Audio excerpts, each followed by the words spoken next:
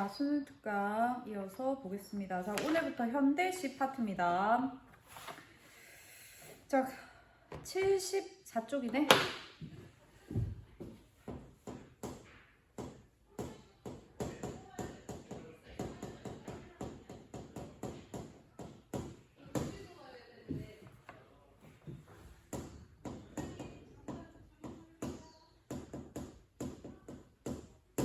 자, 김소월 님의 노래라고 하는 작품입니다.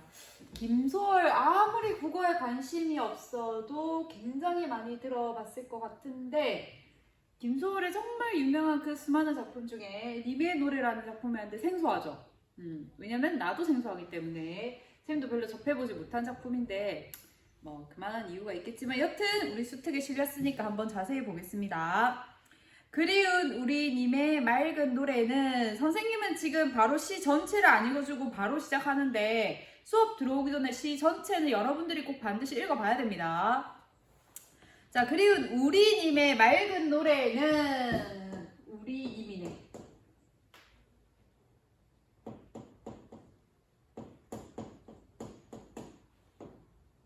김소월 시 하면 약간 모든 시, 전부 다는 아닌데 대부분의 시에 한 80% 90%의 시에 공통적으로 드러나는 특징이 있습니다. 이거는 김소월은 워낙 유명하니까 이 특징을 조금 아는 게 좋은데, 일단 내용상 특징은 전부 대부분 뭘 다루고 있다?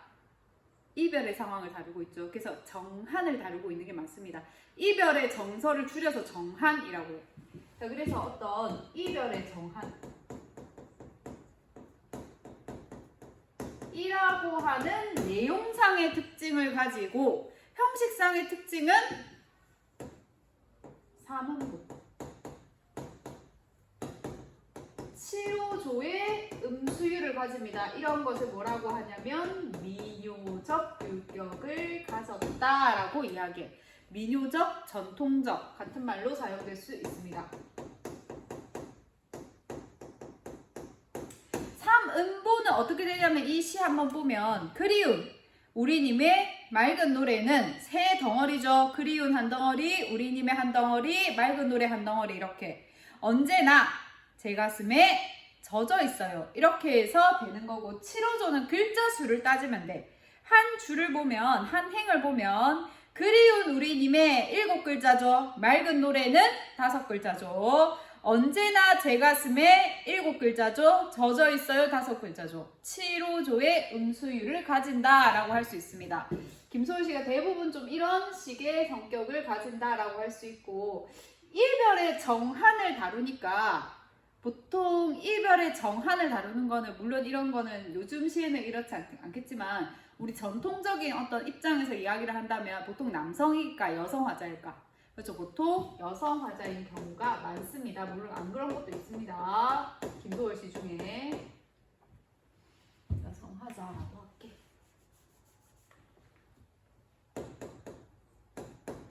자, 이런 점을 알고 시를 한번 보면 되겠죠. 자, 그리운 우리님의 맑은 노래는, 자, 이미 부른 노래는 조금 반대로 한번 볼까? 화살표를 이렇게.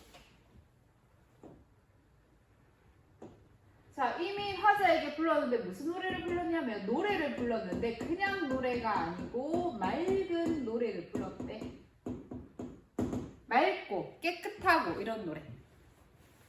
자, 그 맑은 노래는 언제나, 늘, 항상 불변한다라는 의미를 쓸 때 언제나라는 말을 쓰죠. 제 가슴에 젖어 있어요 라고 하는 거 보니까 임의 노래는 언제나 내 마음속에 남아있다.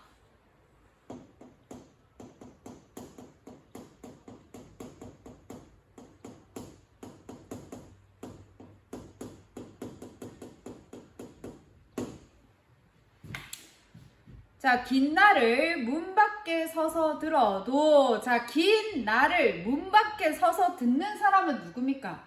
화자죠. 자, 화자가 임에 대해 가지는 태도를 보여주죠. 긴 날이라고 하는 거는 내가 임을 기다리는 시간이 굉장히 오래되었다라는 걸 의미하고, 문 밖, 나는 임을 어디서 기다리고 있다? 밖에서. 방 안에서 편안히 기다리고 있는 게 아니고 밖에서 얼른 이미 돌아오기를 기다리고 있는 거예요. 되게 간절한 느낌이 훨씬 더 들죠. 자, 화자의 태도 부분을 보면 나는 임을 긴 날. 임을 기다린 시간을 의미하고 문박. 임을 기다린 장소를 의미하죠. 그 뒤에 보면 서서 기다렸다고. 기다리는 대조나 편안하게 앉아서 집 안에서 기다린 게 아니고 긴 시간 동안 이미 어서 돌아오기를 문밖에서 서서 손꼽아 기다렸다라는 겁니다. 그만큼 간절하다라는 거죠. 자, 거 서서 들어도 그리운 우리님은 자 나는 임에 대해서 어떤 정서를 가지고 있다라는 걸 알 수 있습니까? 그리운 임.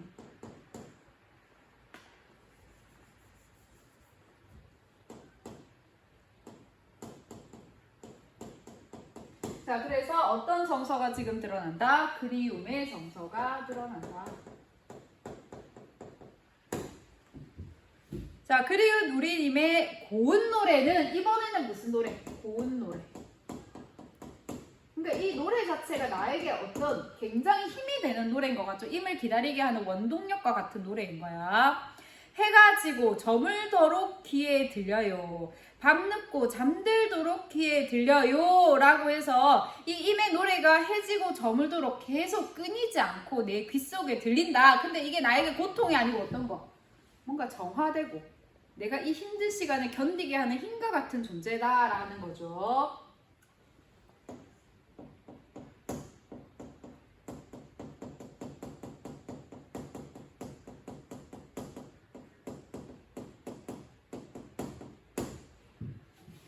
현실은 의미 없는 현실이겠죠? 자, 거기 해지고 저물도록 뭐뭐에 들려요. 그 밑에도 뭐뭐고 뭐뭐도록 뭐뭐에 들려요. 유사한 동사 구조가 반복되어 있습니다. 표현법, 대꾸법이죠. 자, 고이도 흔들리는 노랫가락에 내 잠은 그만이나 깊이 들어요. 이제 잠들었다, 그지? 고적한 잠자리에, 자, 고적한 이 정도의 어휘는 알아야 되는데 되게 외롭고 쓸쓸한 이런 뜻이야. 그러니까 고적한이라는 단어 자체에 무슨 정서가 묻어 있다? 외로움의 정서가 묻어 있는 겁니다. 고적한 잠자리에 지금 혼자 누웠대, 화자가.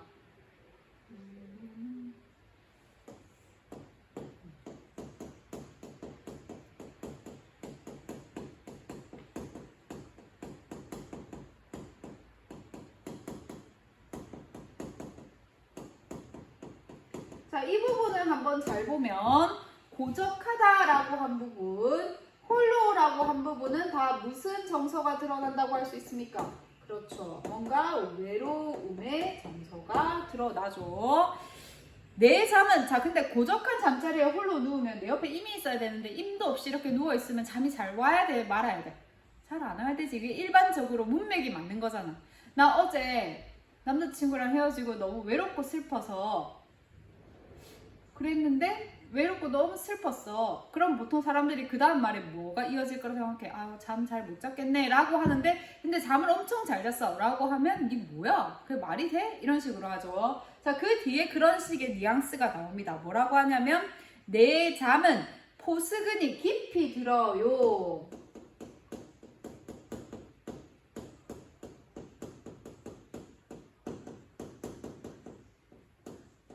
자, 문맥상 맞지 않죠? 자, 그렇기 때문에 표현상에 모순이 있다, 역설이라고 이야기할 수 있고, 자, 역설적 표현, 이렇게 말이 아예 안 되는 표현을 쓰는 이유는 뭐 때문에? 뭔가 그 속에 더 큰 중요한 내용을 담고 있기 때문에. 자, 다시 보면 나는 외롭고 쓸쓸하게 혼자 누웠지만 내가 잠이 깊이 들 수 있는 거는 내 귓가에 언제까지나 계속 반복되는 뭐 때문에?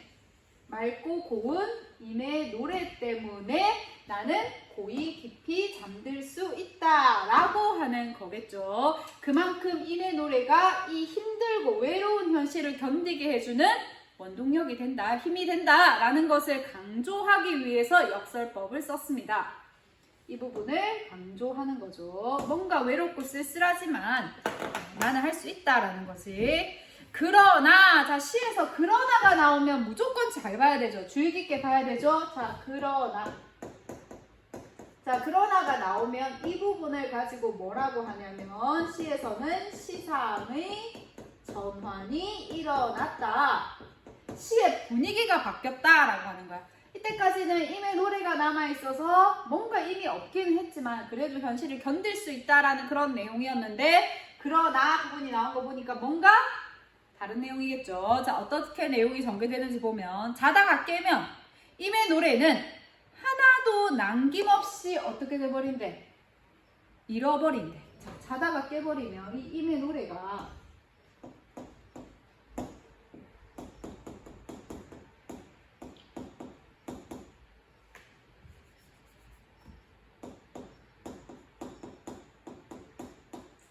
임의 노래의 위로를 받으면서 위안을 받으면서 잠들었는데 자다가 일어나니까 임의 소리가 하나도 없는 거야.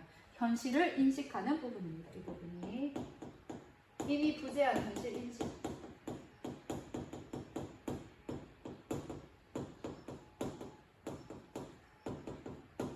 임이 없다는 걸 여기서 깨닫는 거죠.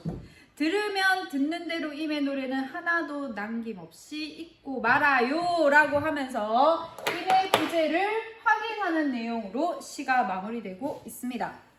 자, 그 다음에 한용운 시 수의 비밀 한번 보겠습니다.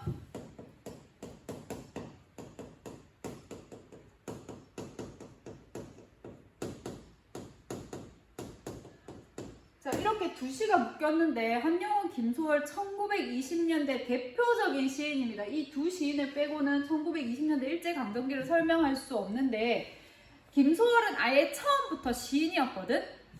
근데 이 한용운은 직업이 되게 많아. 다재다능했어. 굉장히 똑똑한 사람이야. 자, 이 사람은 승려였고, 독립운동가였고,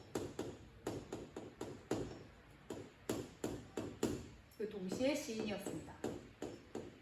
자, 이 사람의 시대의 배경, 이런 게 왜 중요하냐면, 이 사람 시에는 공통적으로 뭐가 등장하냐면 임이 등장해. 자, 한용운 시에 등장하는 이 임은 이 사람이 가진 직업적 특성에 따라 각각 다르게 해석이 됩니다. 자, 승려라는 것을 고려한다면 이 임은, 승려라고 하는 직업과 신분에 있어서 임은 어떤 사람이겠어? 승려 사랑하는 사람이면 큰일 나잖아. 그치? 승려가 제일 아끼고 소중한 사람은, 그쵸, 어떤 절대자겠죠. 자, 독립운동가라면 독립운동가에게 가장 중요한 거는 뭐야? 조국, 광복이죠. 자, 마지막 시인, 어떤 개인의 입장으로 본다면 여기서 임은 사랑하는 사람이 될 수 있습니다. 자, 그래서 이 사람이 이런 직업적 특성에 따라서 이 임이 세 개로 해석될 수 있는데, 이 세 개 중에 어떤 걸 갖다 넣어도 다 어색하지 않고 잘 들어맞습니다. 그래서 보통 임이라고 한다면 이 세 가지 전부 다 고려해서 해석될 수 있다라는 것을 늘 머릿속에 집어넣고 나 작품을 한번 보겠습니다. 나는 당신의 옷을 다 지어 놓았습니다. 나는 화자 나가 딱 등장하죠. 자, 당신에게 지금 뭘 하고 있냐면 옷을 짓고 있어. 당신의 옷을 이미 다 지어놨대. 자, 옷이 어떤지 한번 보면 심의도 짓고, 그 보니까 뭐 옷옷이라고 하고 도포도 짓고 자리 옷도 다 지었습니다. 그럼 대부분 옷을 거의 다 완성을 했네.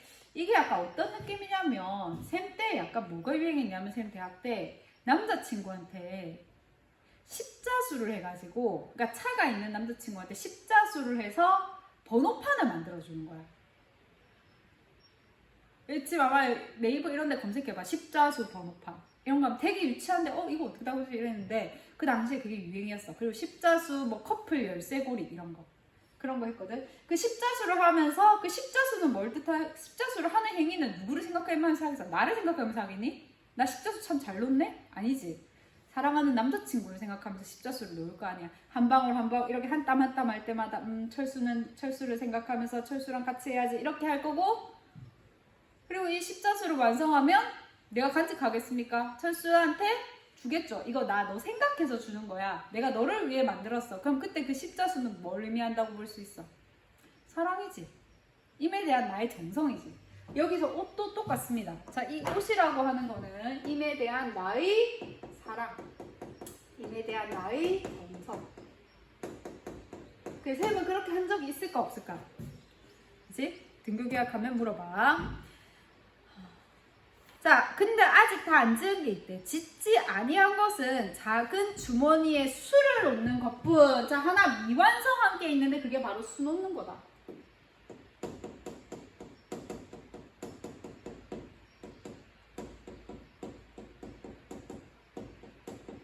자, 근데 이 수를 놓지 않은 거에 뭔가 이유가 있는 것 같죠? 왜냐면 이 시의 제목이 수의 비밀이죠. 여기서 수, 산수, 숫자 개념 아니야. 그 수 놓는 걸 이야기하는 거야. 십자수 놓듯이 수 놓는 거. 그러면 내가 수를 놓지 않는 게 내가 시간이 없어서 그랬거나 내가 실력이 안 돼서 그랬거나 그런 것이 아니고 뭔가 이유가 있겠다라고 생각해 볼 수 있습니다. 자, 그 주머니에는 나의 손때가 많이 묻어 있습니다. 짓다가 놓아두고 짓다가 놓아두고 한 까닭입니다. 자, 주머니에 수를 안 놨다고 하죠. 이걸 조금 이렇게 하면 한데 이게 주머니겠지. 수를 이런 식으로 하트 수를 놓는다. 근데 아직 완성을 다 못한 거야. 하트를 2개를 해야 되는데 완성을 못한 거야. 근데 이 주머니에 막 손때가 많이 묻었어. 왜 손때가 많이 묻었는지 그 다음에 이유를 설명해 주죠. 왜 짓다가 안 하고 짓다가 안 하고 이런 식으로 해서 많이 묻었다고 하지. 사람들은 뭐라고 생각하냐면 나의 바느질 솜씨가 없어서 그런 건 줄로 아는데 사실은 그러한 이유가 있다. 비밀이 있다. 비밀이 뭔지 이야기를 해주죠. 왜 그러냐면 내가 왜 수를 안 놓냐면 솜씨가 없는 것이 아니고 나는 마음이 아프고 쓰린 때에 주머니에 수를 놓으면 여기 놓으려면이라고 되어 있는데 그냥 놓으면이라고 해석하는 게 아마 여러분도 해석하는데 더 자연스러울 거야.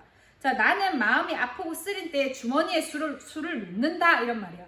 나의 마음은 수놓은 금실을 따라서 바늘구멍으로 들어가고 내 마음은 바늘구멍으로 들어오고 그 주머니 속에서 맑은 노래가 나와서 내 마음이 된다. 다시 말해서 마음이 아프고 쓰릴 때 이렇게 수를 놓으면 마음이 어떻게 된다고? 맑은 노래가 돼서 나온다고. 마음이 정화된다라는 거죠. 자, 지금 내가 아프고 쓰리다라고 하는 것은 굉장히 추상적인 관념이죠. 내 마음은 눈에 보이지 않는 거잖아. 아픈 마음이 눈에 보입니까? 자, 이런 것을 추상적 관념이라고 하는데 이거를 바늘의 실에 따라 구멍을 통과한다라고 해서 수를 놓는 행위로 어떻게 지금 했습니까? 구체적으로 바뀌어서 보여주고 있죠. 빗대어서 보여주고 있죠. 그래서 이런 것을 추상적 관념의 구체화라고 이야기를 합니다. 자, 거기 한번 마음이 아프고 쓰릴 때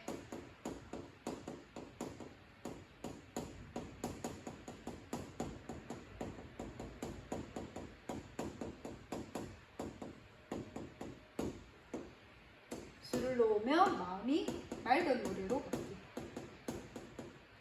그냥 이렇게 할까?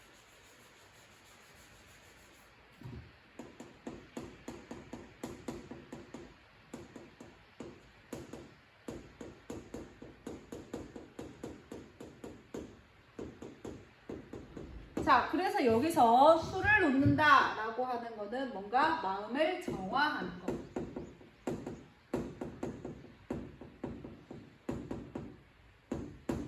자, 그리고 마음이 아프고 쓰리다 라고 하는 것은 굉장히 추상적인 관념이죠. 자, 이 추상적 관념을 어떻게 표현하고 있다? 거기 보니까 수놓은 금실을 따라 바늘 구멍으로 들어가고 라고 하는 그 부분.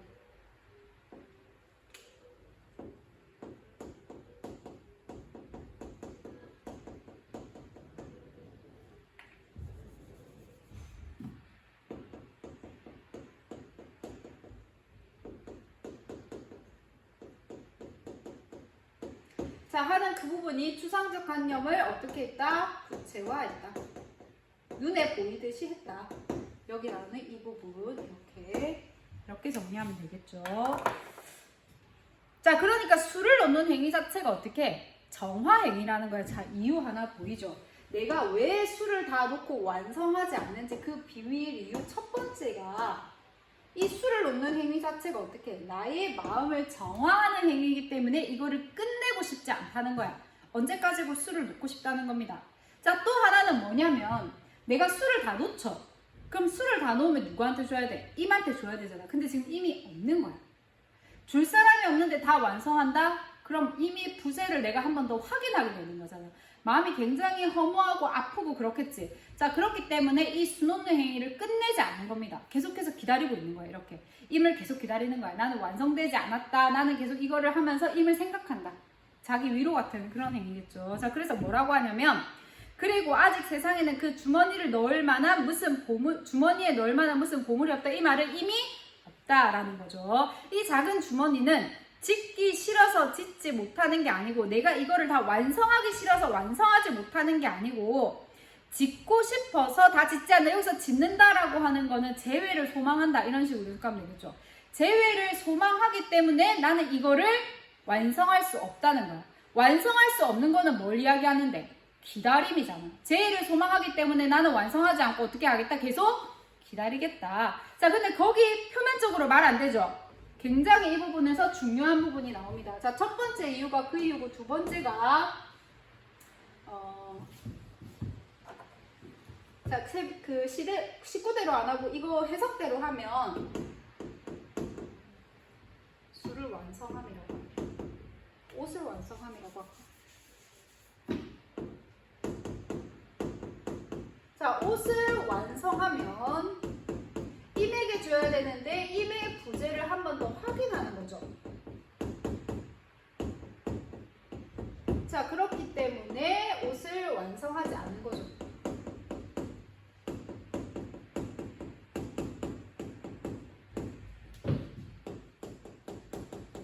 미안, 글씨가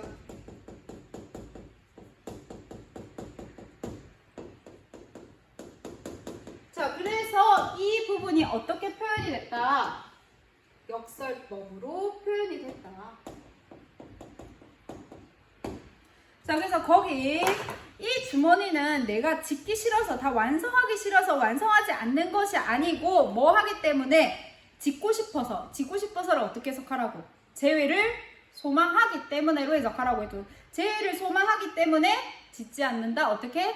기다리는 거다. 다 완성하지 않고 언제까지나 이걸 임을 생각하면서 기다리고 있는 거다라고 하는 거죠. 자, 그러면 수의 비밀이 이렇게 나왔습니다. 마음을 정화시키는 행위고, 하나는 내가 이걸 완성하면 임의 부재를 확인하는 거니까 나는 언제까지나 임을 기다리고 싶다라고 하는 거죠. 임에 대한 기다림을 멈추지 않겠다라고 해석을 하면 됩니다. 자, 그러면 이 시에서 중요한 거, 옷을 짓는 행위가 의미하는 거는 뭡니까? 옷을 짓는다는 거는 뭘 의미하는 거야? 내가 계속 옷을 짓겠다는 거는 나는 계속 어떻게 하겠다? 임을 기다리겠다. 자, 그래서 임을 기다리는 행위라고 할 수 있습니다.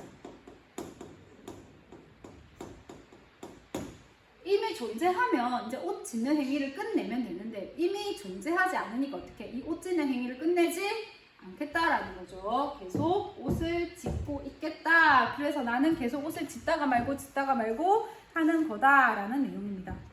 시 참 잘 지었지. 한용운 시인은 거의 다 이런 식으로, 여기서 당신이라고 하는 거는 아까 위에서 얘기했듯이 여기에 나오는 예를 그대로 연결시키면 됩니다. 그러니까 여기서 화자가 승려일 때 이 임은 절대자를 계속 나는 기다리겠다라는 의미로 해석하면 되고, 자, 내가 독립운동가일 때 여기서 임은 조국, 광복이 이루어질 때까지 멈추지 않고 계속 이어나가겠다라는 걸로 해석하면 되고, 자, 내가 일반적인 시인의 입장에서 본다면 여기서 당신은 사랑하는 임, 어떻게? 임이 나에게 다시 올 때까지, 임이 다시 내 옆에 있을 때까지 당신을 계속 기다리겠다는 의미로 해석을 하면 되겠죠. 자, 이렇게 작가와 이런 관계 좀 유의하고, 하나 더 조금 형식상의 특징을 하나 더 본다면, 이 시의 종결이 지금 저 뭐로 다 끝나고 있습니까? 종결합니다. 어머, 비읍니다. 입니, 다로 끝나고 있죠? 자, 상대 높임법 중에 격식체 중에 가장 아주 높이 하십시오체에 해당합니다. 자, 병어체를 사용해서 두 가지 효과가 있는데, 하나는 상대의 존중, 상대에 대한 존중. 자, 그리고 또 하나는 여성적 어조를 만들어냅니다. 자, 1번. 기억과 니은의 공통점으로 가장 적절한 것은, 자, 기억이 보니까 맑은 노래네. 니은도 맑은 노래네. 자, 공통점 답 5번이죠. 의미 없는 부정적인 현실을 견딜 수 있도록 하는 힘이죠. 자, A와 B에 대한 설명. 자, A 부분은 해 지고 저물도록 귀에 들린다. 자, 그리고 B에는 이 작은 주머니를 찢기 싫어서 찢지 못하는 게 맨 마지막에 있는 역설법이죠. 1번에 A, B 모두 시간적 배경을 모세해서 화자의 정서 변화를 형상화하고 있다. A의 시간 배경을 묘사한 부분은 나타나지만 정서 변화 없고 B에서는 둘 다 해당하지 않죠. A와 B는 모두 회의적인 표현을 반복하고 있다. 자, 회의적이라고 하는 거는 그 대상에 대한 의문을 표현하는 거예요. 그게 정말 맞을까? 이렇게 한다는 게 그게 정말 이게 믿을 수 있을까? 그런 부분 없죠. 냉소적 태도도 없습니다. A, B 모두 현실에 대한 화자의 비판적인 대응을 통해 현실에 대한 화자의 비판적인 대응 아니죠.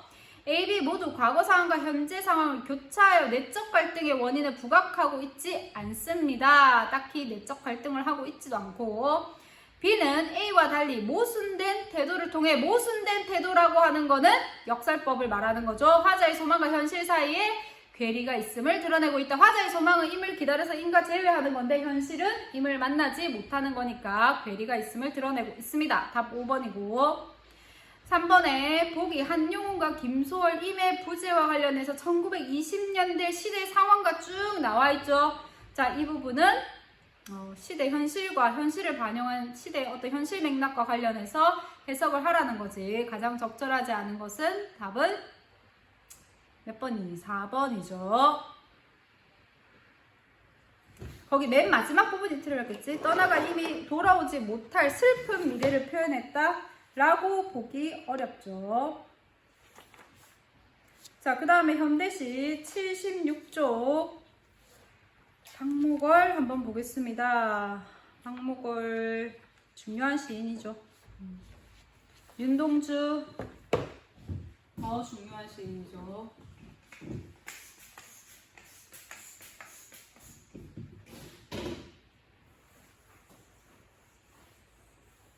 지금 우리가 오늘 하는 이 작품의 시인들은 다 시대를 완전히 다 대표하는 시인들이 됩니다.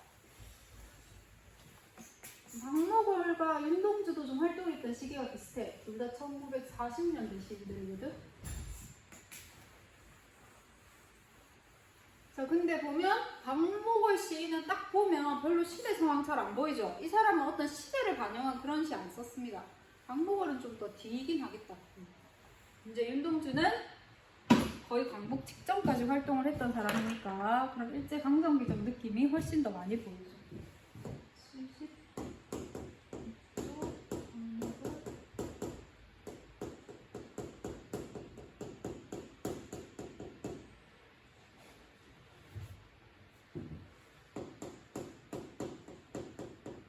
윤서월이 언제냐면 지금이야. 지금 송화가루 막 날리고 하는 지금. 벌써 제목에서 계절적 배경 나오죠? 그래서 뭐 지금부터 해서 지금 약간 반팔 입고 다니는 사람도 있잖아. 약간 초여름까지 해당하는 그런 때를 윤서월이라고 합니다. 송화가루 날리는 외딴 봉우리. 봉우리가 있는데 이 사람 시는 시각적 신상이 되게 많이 사용하거든. 그래서 시가 한 폭의 그림 같아. 그래서 뭐 이런 걸 가지고 회화적이다 이런 말 됐습니다. 봉우리인데 그냥 봉우리가 아니고 앞에 뭐가 붙었어? 외딴 봉우리. 그럼 뭔가 속세와 이렇게 어떤 세상과 잘 접촉이 되어 있는 게 아니고 뭔가 세상과 단절되어 있다는 느낌이 듭니다.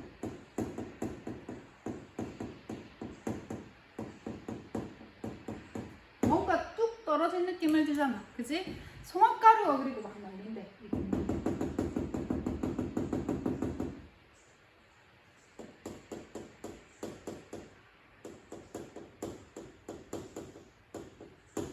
송화가루 자체가 색깔이 약간 누런색이죠. 그리고 날린다라고 표현하고 있지. 시각적 신상이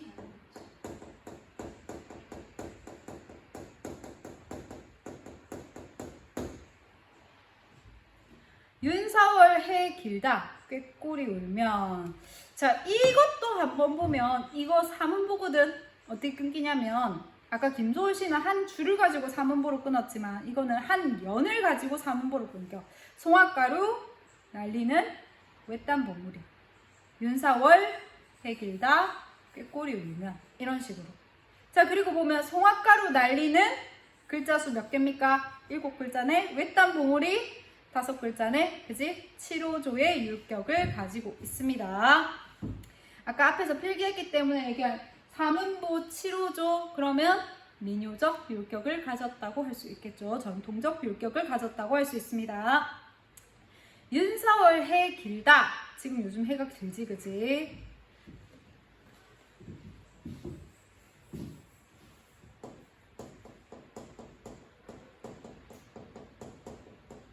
자, 지금 어떤 계절적 배경을 알려주죠.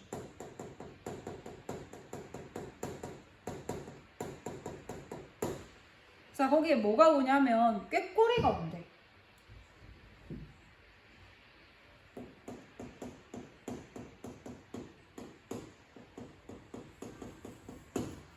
꾀꼬리다 못 그리겠다.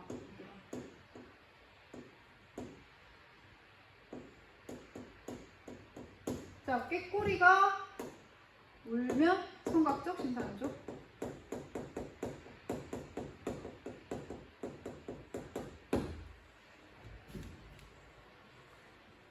산지기 외딴집 눈먼 처녀사. 자, 그 처녀사의 사가 그 사투리인데 가라고 해석하면 돼. 표준어로 갑니다. 내사마 이런 거 할 때 내사마 이게 너희 잘 모르나? 진짜 할머니들 그러면서 내사마 내가 그게 내가 그냥 뭐 이런 뜻이죠. 그래서 그 사가 가 사투리입니다. 자, 산지기 외딴 집에 있는. 자, 이 봉우리도 외딴 봉우리인데 여기에 뭐까지 등장하냐면 외딴 집까지 등장해요.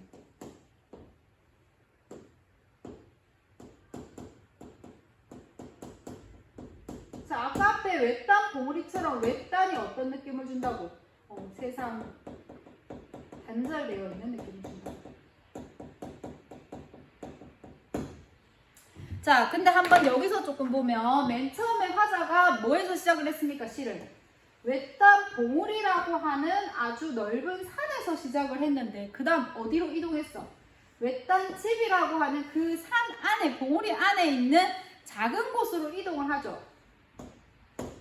멀리서 바라봤다가 어떻게 아주 가까이서 바라보게 되지. 자, 그래서 시상 전개가 멀리 있는 것부터 이야기하고 그 다음에 가까이 있는 것을 이야기한다. 원경에서 근경으로 시상 전개가 이루어져 있다라고 합니다. 자, 이 외딴 집에 누가 있냐면 눈먼 처녀가 있대.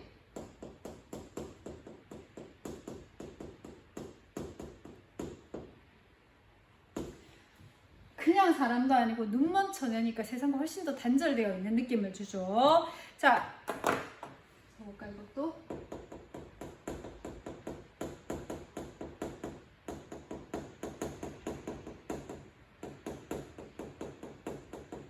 자, 이 처녀가 어떻게 하고 있냐면 문설주, 그러니까 그냥 문이라고 생각하면 돼. 문에 귀 대고 엿듣고 있다. 뭐 하고 있다고? 이 눈먼 처녀가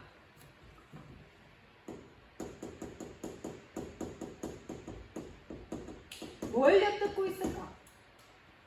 이거 이 시 앞에 나옵니다. 무슨 소리가 들리니까 이 여자는 눈이 멀었으니까 보이지 않잖아. 대신에 들렸겠지. 무슨 소리가 들렸습니까? 그치, 꾀꼬리 소리가 들린 거지. 꾀꼬리 소리가 들려서 엿듣고 있다라고 한 거죠. 그럼 꾀꼬리가 울면은 이 행위를 하게 된 뭐가 된다? 원인, 계기가 된다고 할 수 있습니다. 자, 문설주에 이게 무슨 소리지? 밖에 무슨 일이지? 라고 듣고 있다는 거야. 자, 그래서 이 행위 자체는 세상에 대한 호기심을 보여준다. 이 시는 이게 끝입니다. 뭐 되게 특별하고 대단한 메시지를 보이는 것도 아니고 뭔가 세상과 단절되어 있는 존재, 외딴 봉우리에서도 외딴 집에서도 눈먼 처녀라고 하는 존재가 밖에서 꾀꼬리가 우는 소리를 듣고 세상에 대한 호기심을 보이는 내용으로 전개가 되고 있습니다. 시상, 전개, 운율, 그리고 여러 가지 심상, 그런 것들 조금 알아야 되겠죠? 자, 나의 윤동주시 보겠습니다. 자, 산 모퉁이를 돌아 농가 외딴 우물을 홀로 찾아가선 가만히 들여다봅니다. 우물 속에는 달이 밝고 구름이 흐르고 하늘이 펼치고 파란 바람이 불고 가을이 있습니다. 그리고 한 사나이가 있습니다. 어쩐지 그 사나이가 미워져 돌아갑니다. 자, 윤동주 시에서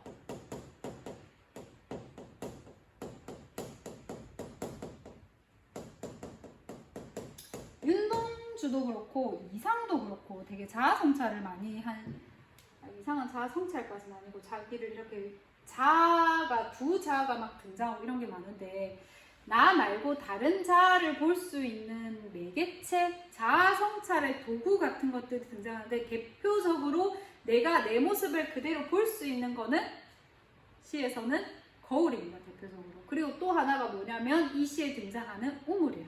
그래서 여기 우물, 거울 이런 게 등장하면, 시에서 등장하면 자아성찰의 매개체가 된다고 이해해야 되겠죠. 윤동주 시 중에 참외록 있었죠. 우리 공부했던. 거기 보면 녹슨 구리 거울을 계속 이렇게 닦는다고 하잖아. 거울을 닦는 행위가 뭐였어? 자아를 성찰하는 행위로 해석했었죠. 여기서도 마찬가지입니다. 이 시에서 화자가 있고, 자, 이 화자가 어디로 가냐면 우물에 계속 가. 우물 너희 실제로 봤나? 쌤 예전에 외갓집이 이 우물이 있었거든? 이렇게 우물 보면 이 우물 밑에 이렇게 물이 있는데 그 물에 이렇게 자기 얼굴이 보이는 거야. 그럼 그게 거울과 같은 존재가 되겠죠. 자, 그래서 그 우물 속에 비친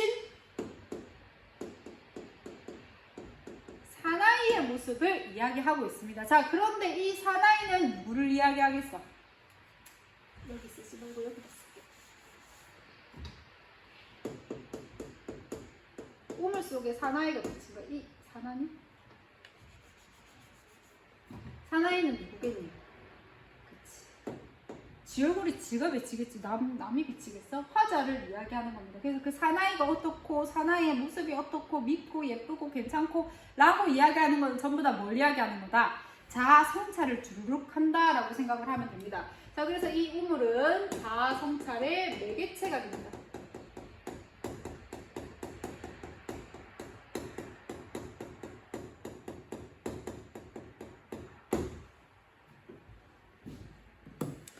자, 산 모퉁이를 돌아 농가 외딴 우물을 홀로 찾아가서 가만히 들여본다. 외딴 우물에 가서 내가 한번 혼자 스스로 자아 성찰을 해본다 라는 겁니다. 여기서 가만히, 이 우물은 자아 성찰의 매개체고 홀로 가서 가만히 들여다본다.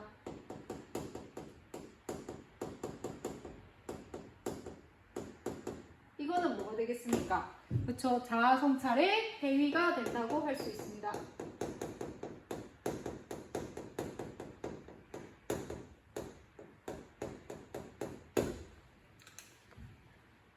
자, 우물 속에, 자, 이제 우물 속의 풍경을 이야기해 주네. 자, 우물 속에는 달이 밝고 구름이 흐르고 하늘이 펼쳐져 있고 파란 바람이 불고 가을이 있다. 아, 너무 좋다, 그치? 달이 밝고 이 우물 안의 풍경.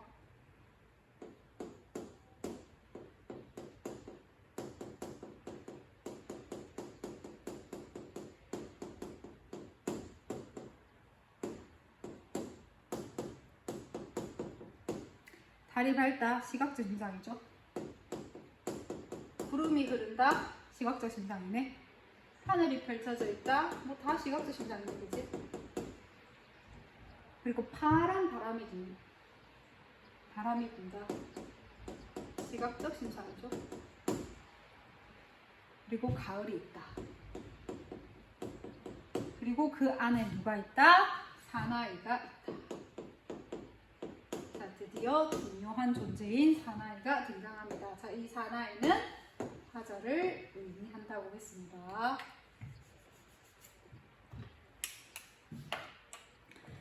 자, 어쩐지 그 사나이가 미워져 돌아갑니다. 자, 나는 그 사나이에 대해서 맨 처음에 어떤 감정을 가지고 있는 거야? 그치? 미워서 돌아간대.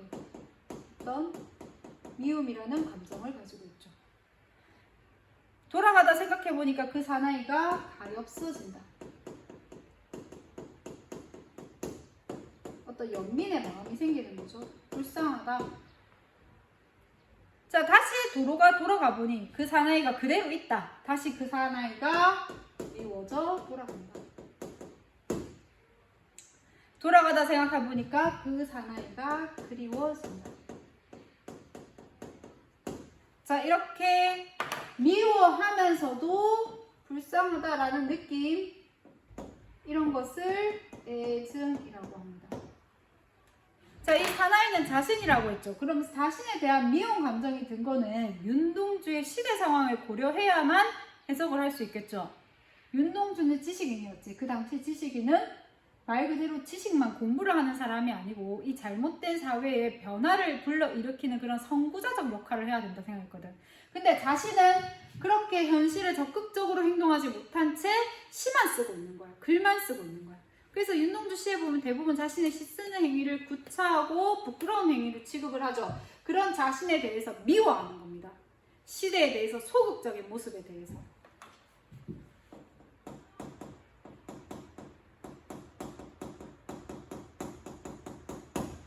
자, 그런 거에 미워하다가 가엾어하는 거야. 내 자신에 대한 연민의 마음도 가지는 겁니다. 왜 하필 이런 불운한 시대에 태어나서 그런 것에 대한 시대에 대한 연민이 있는 거죠. 연민의 마음을 가지다가도 또 내가 미운 겁니다. 그래서 어떤 그런 애증의 마음들을 막 보여주고 있죠. 자, 맨 마지막이 좀 중요한데 우물 속에는, 자, 다시 돌아갔다가 지금 갔다가 돌아온 거지. 달이 밝고 구름이 흐르고 하늘이 펼쳐져 있고 바람이 불고 가을이 있고, 그리고 뭐가 있대? 사나이가 있는데 이번에는 이 사나이 그냥 사나이가 아니고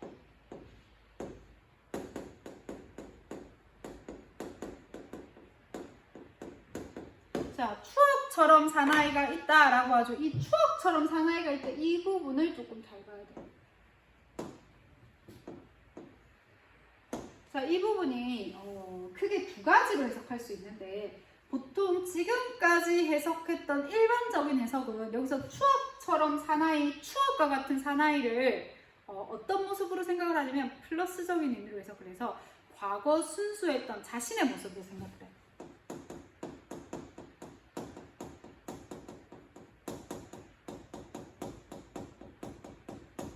그러면 내가 다시 되돌아갔는데 그 우물 속에는 누가 있어야 됩니까? 현재의 나가 비춰야 되는데 현재의 내가 아니고 과거의 내가 비친다는 거야. 그러면 지금 현재의 내가 어떻게 됐다고?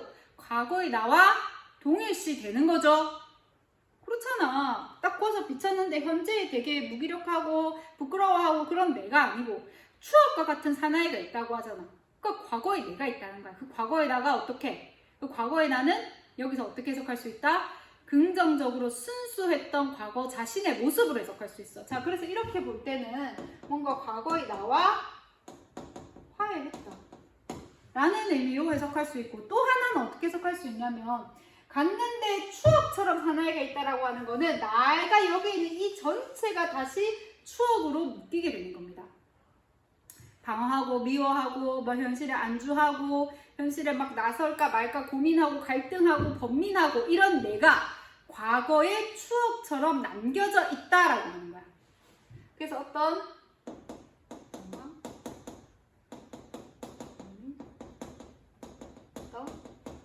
현실과 갈등한 자신의 모습이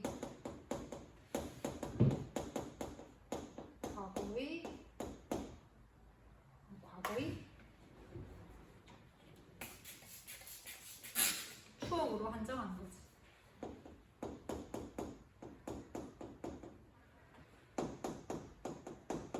이게 왜 중요하냐면 지금 EBS에서는 이런 식으로 추억처럼을 해석하고 있어.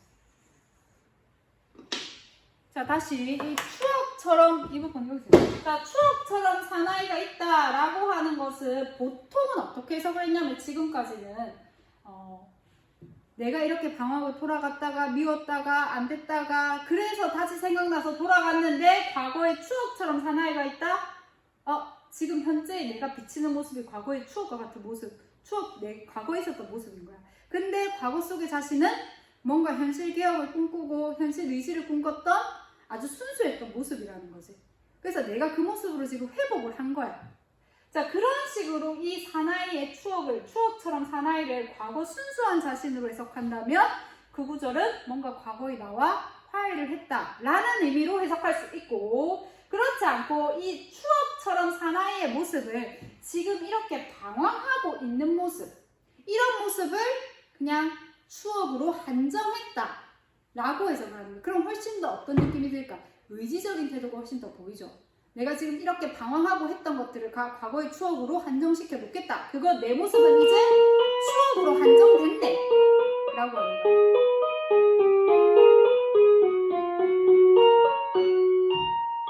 그 현실 상황에 방황하고 갈등했던 내 모습은 과거 추억으로 그냥 한정이 된 거야. 그래서 그 모습이 추억처럼 사나이가 있다. 그래서 앞으로 나는 이 갈등을 끝내고 좀 더 뭔가 시대의식을 가지고 살아가겠다라는 의지적 태도가 훨씬 더 보이는 걸로 시상이 마무리가 될 수 있죠. 자, 근데 이 부분에 이야기한 거는 EBS에서 이런 식으로 측면을 보고 있습니다. 어떤 문제가 그러냐면 3번 문제가 그렇습니다.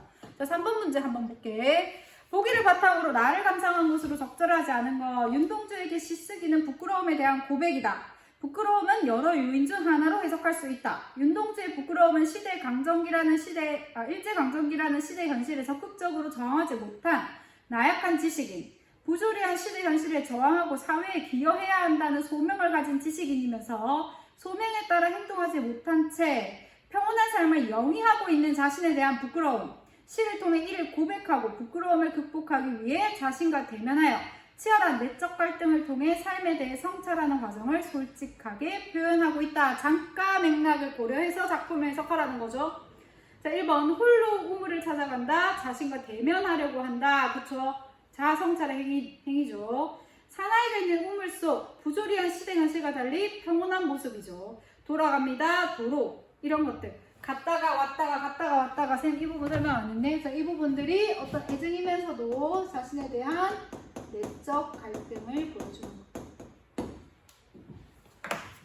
자, 가엾다, 그리워 라는 표현을 통해 시대 현실에 대해 어떤 연민의 마음을 느끼고 있습니다. 자, 추억처럼의 모습을 통해 과거 자신의 모습을 긍정함으로써 식민지 지식인으로서의 소명을 다하고 있다. 자, 여기서 이 부분으로 해석을 한다면 과거 자신의 모습은 이 모습이죠. 이거를 긍정하고 있으니까 이거를 긍정한다라고 보기 어렵죠. 과거 자신의 모습을 추억으로 한정시켜서 앞으로 식민지 시대에 내가 어떻게 살아가야 될 것인가에 대한 의지적 태도를 훨씬 더 보여주고 있다로 해석해야 되겠죠. 그래서 이 부분에서 잘 알아두도록 합니다. 이 부분은 우리가 주목해서 좀 봐야 될 필요가 있겠죠. 왜냐하면 지금까지 나왔던 해석과 다르게 다른 해석을 가지고 EBS 수록해놨으니까. 그치? 자, 1번에 가에 대한 설명으로 적절하지 않은 거 2번이지, 그지? 자, 1번에 자연물의 매개를 통해, 매개는 매개체, 어떤 도구가 되는 거야. 시의 정조, 정서를 드러내고 있다라고 생각하면 되는데, 자연물 여기서 뭐 외딴 봉우리, 외롭잖아, 그치? 그렇게 해석하면 되고, 3번은 맞고, 2번은 색채 대비, 가에서 색채 대비 안 드러나 있죠. 뭐 색채라고 한다면 송화가루 정도가 됐지만 뭐 그게 딱히 대비를 드러내고 있진 않고, 계절적 배경 윤사월이죠. 유사 음절수의 반복, 배열, 삼음보라고 했습니다. 자, 기억과 니은을 비교했다. 자, 기억은 외딴집, 니은에서는 외딴 우물이네. 가장 적절한 거 5번이죠. 눈먼 세계, 눈먼 처녀가 외부 세계를 동경하는 공간이 되고, 자, 그리고 시적 화자가 내면의 세계를 응시하는 공간입니다. 자, 3번은 설명했습니다. 자, 이렇게 해서 현대시 다 봤는데, 그 다음으로 바로 고전 소설을 가려고 했는데, 현대시의 78쪽, 79쪽에 있는 백석씨가, 이 백석 작가가 작년 빼고, 쌤이 알아보니까 2018년도 수능 특강 수능 완성, 그리고 9년도 수특인가 완성인가 하여튼 그 해가지고 작가가 지금 계속 연달아 나오거든. 작품이 나오는 건 아닌데 작가가 연달아 나왔다? 우리가 좀 집중해서 봐야 되겠죠. 자, 그래서 이 시가 조금 중요한 것 같아서 이 현대시 부분까지 하겠습니다. 자, 그래서 1차 고사에서는 현대시 부분 이렇게까지 들어간다라고 보면 되겠죠. 다음 시간에 현대시하고 뒤에 있는 고전 소설, 고전 산문에 해당하는 거 작품 한두 작품 일단 나가려고 합니다. 자, 오늘 여기까지 하겠습니다. 줌에서 보겠습니다.